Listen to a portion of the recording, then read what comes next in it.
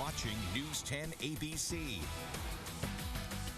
How much PFOA contamination is safe for us to drink in our water? That's a question the EPA answered last month in response to the PFOA crisis in several New York and Vermont communities.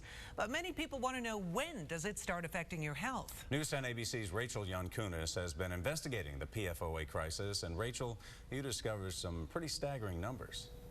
That's right, Tim. Millions of Americans are drinking water tainted by PFOA. We went through countless documents, traveled hundreds of miles, and spoke with experts on PFOA research on what the blood levels mean, because the communities struggling with this are facing challenges of their own. You're told not to drink your water. It happened right around the holidays. It was really difficult, to use bottled water on Christmas morning. And then a couple months later, you've got your toddler with a basket of crayons and a coloring book having their blood drawn to see if there's anything wrong with them. 7 months ago, Michelle Baker's world flipped. The day before Thanksgiving, Hoosick Falls learned their water wasn't safe to drink, contaminated with PFOA for who knows how long. There are times that you want to sit and cry because you don't know. I put this in, my daughter is born and raised on PFOA. This went in her baby bottle. And what do you do? What answers are there? So we traveled 133 miles to get answers, tracking down an expert whose research on PFOA is used by all major health organizations, including the EPA. We did a whole panel. Dr. David Savitz is Vice President of Research for Brown University in Rhode Island. He's also a member of the C8 Science Panel, tasked with scrutinizing PFOA as part of a settlement agreement with DuPont, a company in the Midwest which emitted PFOA since the 50s. The panel's 8-year study wrapped in 2013. It determined high levels of PFOA increase your risk of getting one of 6 different diseases. Dr. Savitz says the scale of contamination was shocking.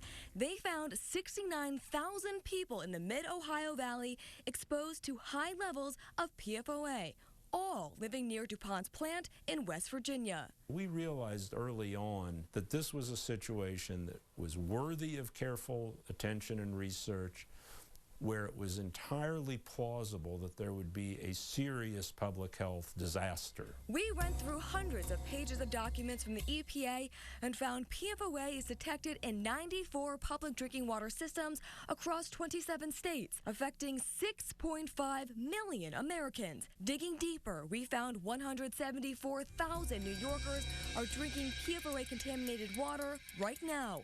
This does not include the millions of private wells that may also be contaminated, and only 800 public wells serving less than 10,000 people were selected at random, meaning the majority of villages and small towns were not tested, areas where many manufacturing sites call home, like Petersburg and Hoosick Falls. There's really no substitute for the blood levels. That tells you, absolutely with certainty what they're exposed to. Dr. Savitz says the average person has 4 parts per billion of PFOA in their blood. When levels start to exceed 84 parts per billion, he says your risks of getting thyroid disease, kidney cancer, any of these 6 diseases get much higher.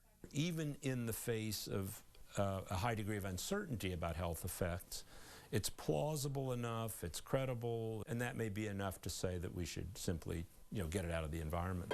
In Hoosick Falls and Petersburg, many people are still waiting for those tell-all blood levels. Baker is keeping tabs of deadlines in a journal. One she started in December 2015, when the state publicly addressed the environmental crisis, 15 months after officials already knew it hit her small town. There's been people that have had cancers. There are people that are very sick in this town, and there are people that have died. It can keep you up at night. Now, the Department of Health initially said it would take 2 to 3 months for the blood test results to come back, making the deadline last week.